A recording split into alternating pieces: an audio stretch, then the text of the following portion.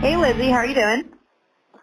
I'm doing great, Lauren. Thanks so much for taking the time. This is awesome. Of course. We're so excited to be able to name you our Rock Artist of the Decade.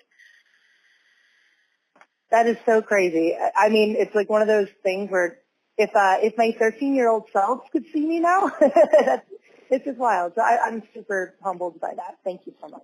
All right, so let's just jump right in. Halestorm's self-titled debut album came out in 2009, but the beginning of this last decade is when you guys really went from a newer rock band to a real household name. So what do you attribute the initial explosion of your success to? Just being called a household name is something I'd never thought I'd hear in my career. So thank you so much. But you know, in all honesty, I think that there's a fine line between obsession and determination. You know, we had so much. This band was just so much more, and still is so much more than a career choice. And I think that almost childish, reckless, abandoned approach to trying to be known and do something special and try to do what you love for a living. I think that was just kind of the initial thought, and has always kind of been the mission statement, just to continue. So I will say that we did everything a little backwards. When we got signed to Atlantic Records, this was 2005, but we had been a band since 97. So in a lot of ways, I think that it's been steps and what we've most recently called mile markers in this long highway that's just kind of never ending. We just keep going because there's the glory in doing it. So, in the beginning, you're playing clubs and, you're carrying your equipment and you're doing your thing and you're building something from nothing with no connections to the music business, just, trying to do it, in bars. And, we were signed in '05 and then even then went right out on the road, with a 5-song live EP. And it wasn't until 2007 that we started really kind of buckling down to write and to collect basically all the songs that I'd written in my entire life, and try to narrow it down to a record. And then that whole process of making that first record, we lived through a fire, 2 earthquakes, a mudslide. Our A&R guy got fired. All of our peers around us were getting dropped from the labels, and we'd go down to this little convenience store and buy the cheapest champagne because we were so poor at the time too. We were going to the dollar store to buy fruit. It was that kind of deal. Tortilla chips and peanut butter were a favorite lunch. But we would go down to this convenience store, get a little cheap bottle of champagne, and we'd cheer each other like, well, I guess we're going home. And it was such a fight to just try to make a record and get the record out, because in that entirety, that was about 19 months from the time that we went out to LA to really try to do it, through the mixing process. It was 19 months of just, limbo. And so the fact that we even got the record out on a major label, was a strange feat. And then, I don't know, I think that we just were very gung-ho in all these different ways. And we had kind of built, in a combination of a local level and regional fan base, and then going right out on the road after we got signed to Atlantic helped, grow that fan base. So I think we had a pretty good idea of at least what we didn't want to do, in the beginning. And then, I don't know, you just chase everything that gets you excited. It's crazy to think about the last decade because, you feel like it was a couple different lifetimes. So I apologize if that was long-winded. No, I appreciate it. Well, I mean, for some bands, it takes several albums before they really are able to cement themselves as a force to be taken seriously. But you guys seem to have done that pretty early in your career. Oh, well, thank you. There was a period of time that we didn't necessarily think that way. We kind of thought, well, we love what we do, but, in a lot of ways, we are rock and roll, but it does have a smile. And, you know, my brother plays with giant drumsticks, and, you know, we have fun on stage. So in a lot of ways, especially early on, we would be, you know, on all of these festivals with kind of these, you know, more these bands that had more of a, I guess, a harder edge than what we had. And so the fact that we were accepted into this family of hard rock music, when fully knowing that, you know, we probably were the cheesiest thing out there right now at that point, was a true testament to the musicians and the community of this whole rock and roll family, you know, and the guys that we would tour with, and just we've gotten so much love and support from these bands that we admire, and I truly believe that it takes a village to break a band. It's not just us, you know, getting up there rocking, and of course there is that element. You have to be good. You have to write good songs. You have to, you know, you have to be obsessed, you know, with this project in order to make it a success. But it also is a lot of, you know, people around said, oh yeah, sure, you know, why don't you come out and open for us, or the promoters that are like, yeah, you know what, let's have the Halestorm kids in here, you know. So I look back and I'm just very thankful to this entire community for you know, giving a couple kids that just show us where the rock show is, you know, a chance, you know. So as you stated before, Halestorm formed in the late 90s. What has been the biggest challenge of keeping a band together for over 20 years, but especially in the rock genre, which isn't really, you know, accepted by most of society anymore? Oh, absolutely. We always kind of wore that as a badge of pride.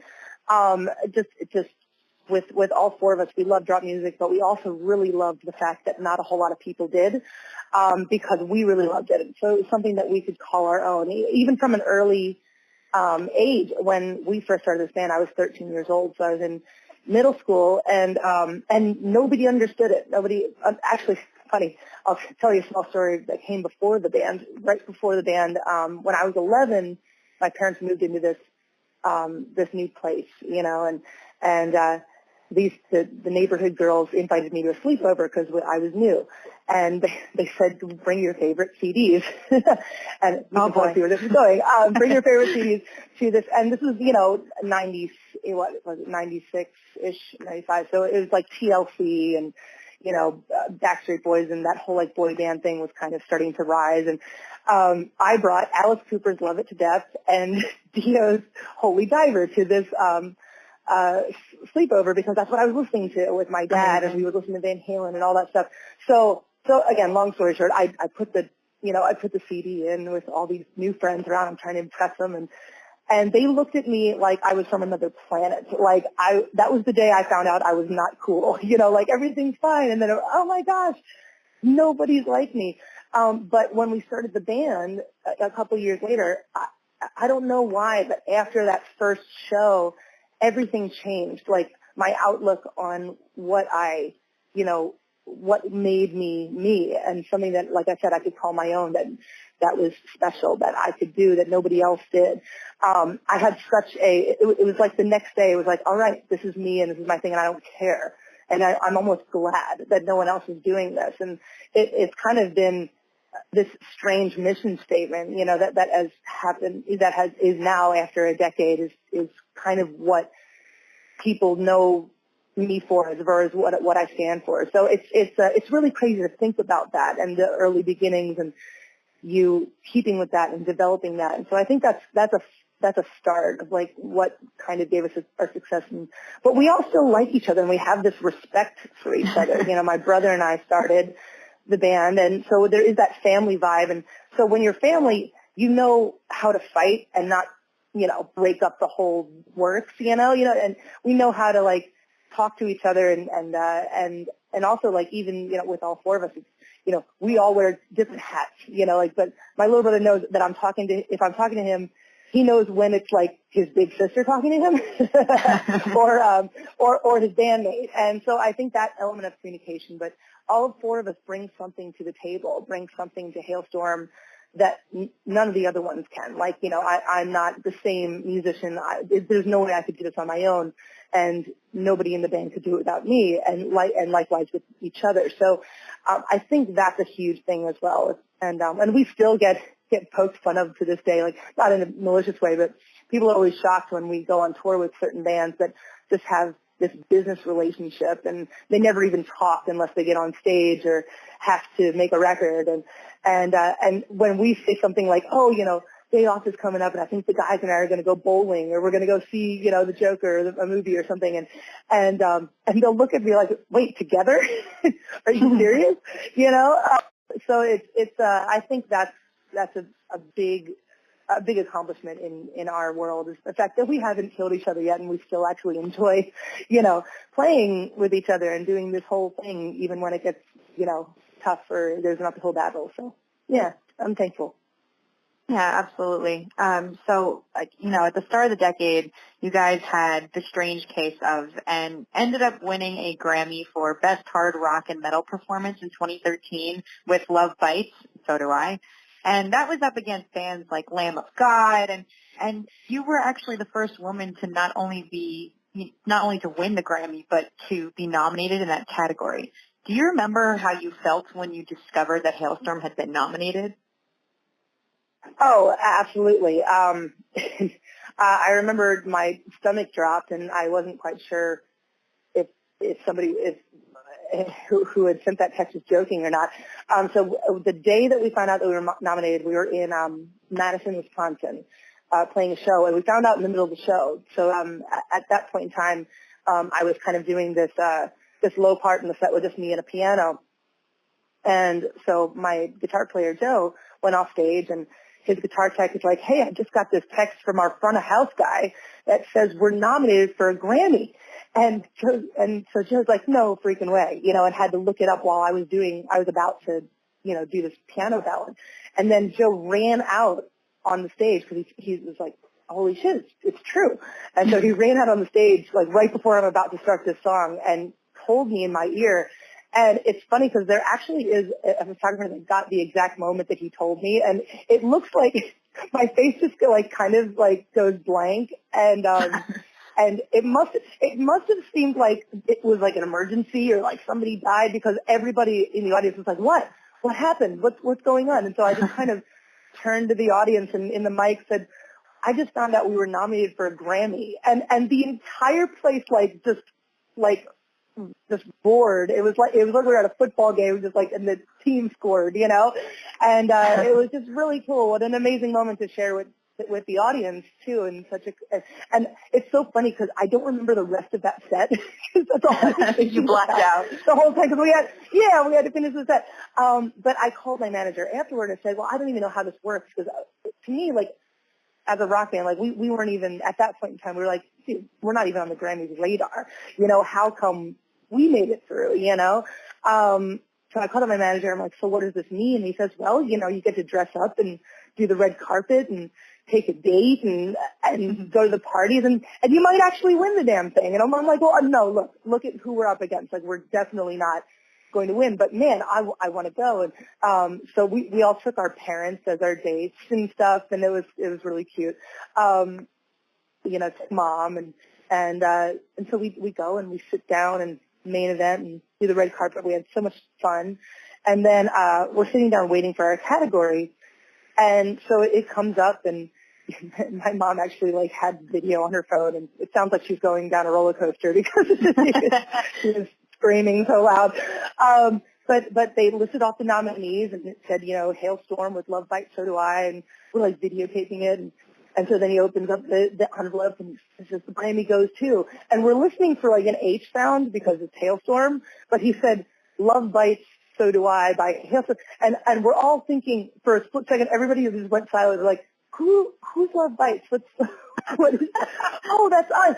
Oh my God. So we just like rushed down, and we didn't have anything prepared. I couldn't speak, which is hard to, you know, imagine as you're talking to me now. But it was one of those things. It was just it was magical because it was a joke, you know. It's like we would always joke about it when we were kids. It's like, oh yeah, when we win our Grammy, you know. But there's a difference between believing that you're capable of achieving these things and then those things actually happening in reality. You know, it's like you can dream big and you can, you know, and you can joke about things, but you never really think it's going to happen. So it's very cool. And my little brother had a really good thing.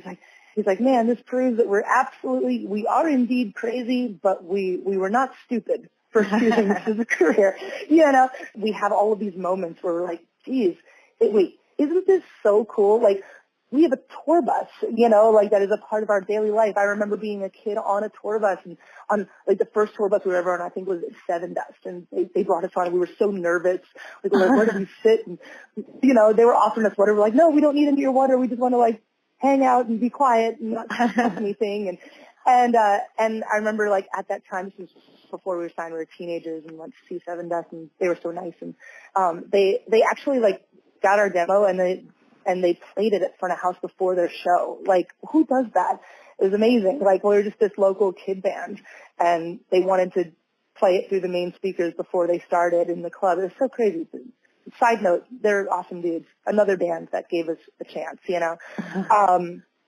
But no, and then he goes, the little bro says, and now it's like, I remember asking you, like, do you think we'll ever get a tour bus? And like, I don't know, maybe one day. And now we do, and we get to play all over the world, and you know, we've been to all 50 states. We've been all around. We've been from here to Japan and back, and Australia, and I don't know. It's a crazy thing to think about, you know, and like all of these things that you've experienced that you never thought would happen. So we have all of those mile markers too, where we're like, okay, this is so cool. Like, check this out. We're still doing this, and it's so crazy. So, yeah. So, well, jumping on to the studio side of things, the Strange Case of was pretty heavy. It was pretty, you know, representative of your live sound. And then a couple years later, you guys released Into the Wildlife, and it was definitely more experimental, and some people would refer to it as like pop rock. Can you explain the thought process between taking risks in the studio in terms of musical direction? Yeah, we always end up doing that in a lot of ways for ourselves, because we don't like repeating ourselves, because we play, you know, we play these songs every night, and you know, when you do a record, it's kind of like, it's like a snapshot, you know, or I guess that's why they call them albums, is that it's all these snapshots and this like photo book of this period of time in your life, you know. You know, the second record was like, that was like our shaggy mullet phase, you know, and we did that, and like, it's cool, but now we're like, we wanted to do something maybe a little bit more just different and experimental, maybe a little bit more sophisticated, and showcase you know, maybe a different side of us that nobody knew yet, you know. So we went with a different producer for Into the Wildlife, and really, again, we got into the studio, and it was live for most of it, which is something that we had never really done on record. It was just kind of us in a circle in this first time we were ever recording in Nashville, and the studio was at a church, and it was just a cool vibe. And so I think that in a lot of ways, you know, our surroundings and what we were getting excited about and what we were chasing and the music we were listening to and the environment that we were in, I think definitely, you know, influenced that left turn. And it's interesting too, because that album, you know, people were kind of taken aback by it, and a lot of people, you know, said good and bad things about it. But that's the album that I see the most tattoos, like the people tattooing those lyrics, or so it's an interesting thing where it's like, maybe, you know, on album sales or you know, listening to a CD or a record state, people have a different idea. But I think that, you know, again, like live, it's such a different situation. And so, I don't know, on the front lines, you see all of these people with that have made some of those songs their, you know, their mantra. And so it's beautiful to see, because really, I mean, you know, beauty is in the eyes of the beholder, and same thing with music. So, yeah, so it's interesting to see, what that has done in later years, even beyond the album cycle that it was on. Obviously, you know, we don't have to state the obvious. You are a woman. and being one of the most being one of the most prominent front women over the last 10 years. You know, you were sort of one of the early ones. Now there's a lot more rock bands that have women fronting them, but how has the atmosphere changed for women in rock from the start of the decade up until, say, the last year or so? That's awesome. I've been kind of describing this as just a couple different tiers. I'll give you some examples of what I went through. Whereas in the beginning of the decade, you'd be carrying in your equipment, you know, and especially in the beginning, like we didn't really have, you know, a lot of techs and all of that. We did everything very DIY, and so I'd be carrying in my guitar and my amp, and without fail, every single time, you know, you run into some stage hands or whatever, and be like, oh man, that's so nice. My girlfriend never does that for me or in any of my bands, just kind of, you know, assuming I'm the girlfriend carrying in my boyfriend's equipment.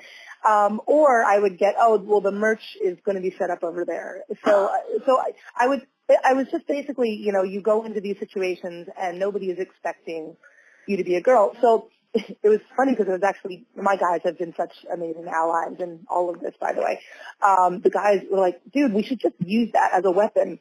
So what I started doing on that first album cycle is I would start a song a cappella, but off stage, like not be on stage, but like from behind the stage. So all they would be hearing is my voice and have to figure out what the hell is going on. And of course, you know, those people after the set, you know, then you get on and everyone's like, oh, holy crap, it's a girl. Jesus. And so you kind of use that as part of your, you know, a weapon in the, you know, in the arsenal and part of your armor. So went from that to, you know, then you're, you know, trying to get your song on radio and, you know, we're trying to break into that. And even since before we were signed, when we were actually shopping to labels, I would get a lot of that, that whole, I guess, they'd be like, well, I like what you do, but we don't know what to do with you because the whole girl thing in rock isn't really a thing. You know, it hasn't had its time, you know. And then you would go to radio stations and you would wonder why certain ones were playing you and weren't. And basically you'd find out, well, they already have their token girl. So like we're already playing, you know, Amy Lee or Evanescence or something of the like. We're already playing that. So we can't have another one or it's too many girls. You know, these are real things that like go down, and it's just so funny to like think about it now, be like, that's so crazy. Yeah. But you just kind of muscle through, but it's so beautiful right now because there is you just kind of, I don't know, it's fueled with fire because you say to all of those situations, you're like, well, that's ridiculous. I'm just going to do it anyway then, you know, and you just keep pummeling through and you use that as part of your fuel. But we're in such a beautiful time right now because I used to even in the audience see it be a good 60-40 male-female ratio. And now it's completely flipped on its head. I can't tell you how many girls are in our meet and greets every single day with their parents. They're buying guitars. You know, they come to the rock show and they got the, you know, leather jacket and the lipstick, and it's just awesome, you know. And you just see we're in this period of time where I think that girls, and especially, you know, girls that are in rock bands, we're being more encouraged, you know, by our own mothers, and I think that, you know, it's not so incredibly taboo to be a girl, you know, in a rock band anymore, and it's not. I think that we've proven a lot over the last decade, not us individually, but the collective, you know. Women that are working, you know, in rock, and we all know each other, and that everybody, like, you're just trying to climb this ladder, and so yeah, I've seen such growth in all areas, and it's so beautiful too because I can be on stage and I can look, you know, at any one of these girls, and I'm so proud to be able to point them and literally tell them, don't let anybody tell you what you can't be, because I'm standing up here on stage doing exactly what I've always wanted to do since I was 13. I'm living proof that you can. And so it's just, it's such a great, I'm in such a weird tier in like one of those, you know, kind of pages of my life. I'm in such a great spot to be able to to pass that on and do that. So it just makes my heart happy to see, all of these like-minded women just saying, yeah, no, we want to be heard, and we want to do what we want to do. And we don't need anybody to tell us, to give us permission. So I'm seeing so much of that now. Yeah, absolutely. I mean, even, as a rock fan myself, it's nice getting to go to a crowd and seeing so many other women and knowing that you're not that weirdo in your high school class or whatever for liking something that wasn't mainstream. But some women actually don't like being categorized separately from men in music. So with that, what is your take on the term female-fronted rock band? And has being a woman ever actually affected any of the decisions that the band has made? I mean, I know you touched a little bit on that, but yeah, a little bit. With me, my position on having it be advertised, I don't think that it should be viewed as any less than men, because I've been to I've been to concerts with male-fronted rock bands that they are amazing, and I've been to male-fronted concerts that are totally suck, just totally suck. And I've also been to female-fronted, concerts that have been amazing, and I've been to female-fronted concerts that have been awful too. So I really do think it comes down to talent, but I don't mind it being advertised that I'm a woman because of what that does for little girls. I think that by having it be blatantly obvious that I am a girl, gives these other girls that want to do what I'm doing just a little bit less of a reach. It's like, because I know it's kind of like what Ann Wilson from Heart did for me. So when I was growing up, I was listening to a lot of male-fronted, as I said, Alice Cooper and Dio and Van Halen. I was trying to, basically imitate, these male vocals. And then, finally my mom was like, look, if you're going to get into all of this music, you should be listening to some girls that are in this too. So she went out, I think it was for Christmas, she got me all these CDs, and it was Janis Joplin Greatest Hits and Heart's The Road Home. It was a live record they did in the 90s, and Joan Jett and Pat Benatar and Lita Ford and that kind of thing. And so she gave me this whole collection. And I remember listening to this version of Crazy on You on the road home, and Ann's voice just brought me to tears. It gave me goosebumps. It was just, I had never heard anything like it, and I never heard a girl do that. And for some odd reason, I identified with it, and I'm like, well, I'm already a girl. I know it sounds silly, but you're just like, well, I already got that down. And girls can do that too. And so it's kind of light at the end of the tunnel when you see, oh, there's a girl, and she's playing just as hard as the guys. She's singing just as amazing as the guys, and she's doing it, and there's a clear path. She succeeded. So therefore there is hope for me succeeding. And so, they're just like, they're beating down the path for you in front of you, So it's for me, I don't mind being categorized because I can literally, I'm hoping that, maybe a girl that was like, well, all I know is this type of music, whatever, and I haven't identified with a female rock musician. And if they identify with me, even in a small way, as to it makes, even if they're like, oh, I could do it better than Lzzy Hale. Good. Go for it, girl. You go for it, So, I like being in that position when that happens.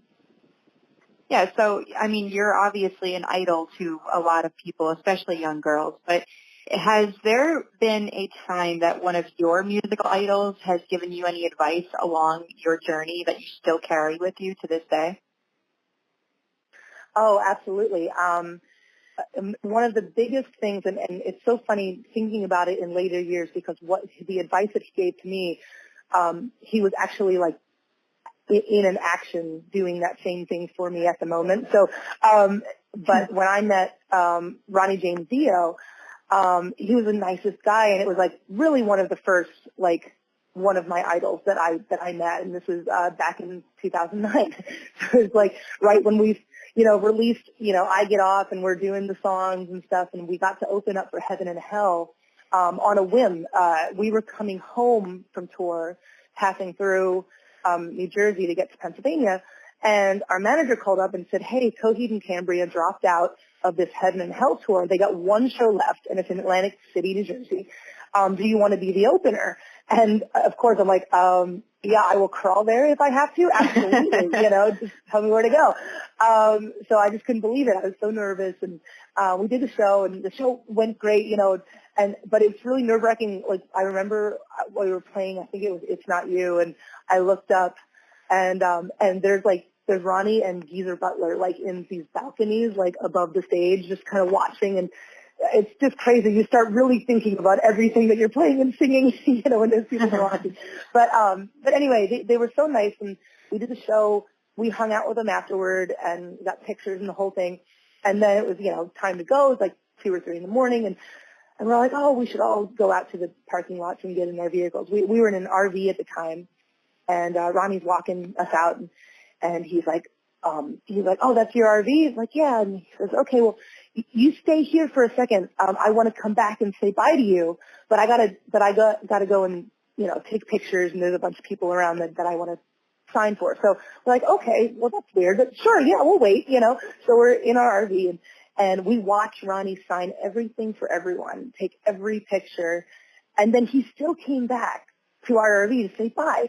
And I told him, I said, that's so sweet of you, it's so late, and, that took a while. Like, we would have totally been okay with you just going to bed. Thank you so much for coming back and saying bye. And Ronnie pointed his finger in my face and goes, oh, gosh, he's wagging his finger. He's like, Lzzy, it's a moment in time. And you're never going to remember all of the people that you meet or all the venues that you've been to, but they are going to remember meeting you for the rest of their life. So you got to make it absolutely special, and you got to make it good for everyone. And so at the time, I'm just like, wow, that's great advice. Like, yes, sir. And then you realize he literally made that moment for me. Like, he came back and made sure to tell me this, and it was like, wow, like, I did remember that for the rest of my life. So it's this kind of mantra that we've kind of carried on since then, because then shortly after that show, he died. And it's very important for me, like, to make sure that you go. It's not hard to be great to the people that follow you. You're a part of this community. It's like, I don't even consider it like, oh, they're our fans and we're the rock stars. We're like all a part of the same club, and we're all a part of this community. And I see so much that they lift each other up. We really do have, like, the best fan base. But I love trying to make somebody's day if I can, and you want to be close to them, and you want to talk to them when you can, and meet everybody, and because this is your family, and these are the people that support you, and are very much are like you, are very, we're all a part of the same team. So yeah, it's something that I definitely carry on. And then it's funny because later on in 2012, I got to talk to Pat Benatar, and she said, that there's, like, these 3 tiers in life, that, you have, this beginning, where everyone's really excited for you and they're supporting you and they're, like, rooting you on. And then you go through this whole middle period where nobody cares at all that you're recording music. Nobody cares that you're still a band. You're old hat. And she said, but then if you can make it through that stage, then you get to this iconic shit. She said this iconic shit. And she's like, and then then you get to be a part of that round table of very few, female-fronted rock bands that have made their mark in the world. And then she stopped and she said, and I will personally slap you if you don't make it through that middle, that hard middle. So I don't want to get slapped by Pat Benatar, So I think I'm just going to stick it out until the end here. She'd hit you with her best shot. Oh, my gosh, you totally said it. I said it after I hung up the phone, and I'm like, oh, that would have been a good one. It's like, no, you hit the nail on the head, yeah. So, okay, well, we're going to wrap up here because I know you have a flight to catch, but if going off of, what your idols have told you, we're going to be entering a new decade soon, and rock, no matter what anyone says, is going to prevail, and there's going to be a whole new generation of rock bands that are coming up. What do you have to say to the next band that is going to be the rock band of the next decade? What advice do you have for them? Oh, wow. Well, first of all, just to make a blank statement, we're living proof that nothing is impossible. So I'd say if you're going to dream, absolutely dream big and go for it, because I keep having to add things onto my bucket list, and if I can do it, absolutely so can you. So absolutely nothing is impossible. But piece of advice, don't be an asshole. I know it sounds like super easy, but honestly, like I've run into so many promoters that had given us a chance back in the day and let us open up for nationals and bigger acts. And they all tell me the same thing. And they said, we had choices, besides you to open up for some of those bands, but we knew that you guys weren't going to trust the dressing room. You're not going to, be assholes to the local crew. So it was always an easy choice. So regardless of whether they thought we were good or not, we got those gigs because we were nice and we weren't, just trying to be egotistical dicks. So that, and also I'm going to include a kind of fun piece of advice that I wouldn't actually take, but my dad is funny and he told me this, and I'm going to have to include this in this list. But my dad always told me, kids don't do drugs, but if you're going to do drugs, it's a two-part story, but if you're going to do drugs, make sure everyone in your band does the same drug. I cannot confirm or deny whether that is true or not, but thanks, Dad, for that bit of advice. But in all seriousness, it's a lot of hard work, but there's glory in doing it. And like I said before, this is this long highway that there's no making it. There's no point in time where you're like, okay, if we do this, if we get signed, we've made it. If we do an album, we've made it. If we tour the world, we've made it. These are all just mile markers on that highway, and you have to just appreciate that there's glory in doing it. And it's not about it's not about the destination. It's about, how do you outlast them all?